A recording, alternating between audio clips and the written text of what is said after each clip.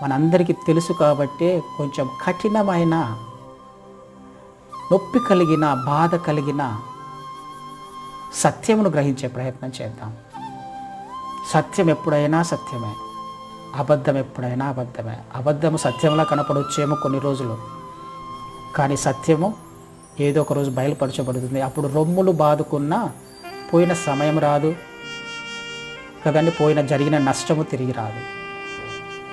దేవుని వాక్యము మాట్లాడుతున్నప్పుడు, గుచ్చుకుంటున్నప్పుడు పర్వాలేదు, సరి చేసుకోవడానికి ప్రయత్నం చేద్దాం. ఆయన మాటలు అలాగే ఉంటాయి, సుత్తిలా ఉంటాయి. ఆయన మాట వెలుగు చీకటిని పారదొరలే ప్రయత్నం చేస్తుంది. ఆపరేషన్ చేసుకుంటున్నప్పుడు శరీరాన్ని కోయాల్సిందే, బాధపడాల్సిందే. అప్పుడే నేను బాగుపడతాను, స్వస్థపరచబడతాను, ఆయన రాకడకు సిద్ధపడతాను. పరిశీలించుకుందాం.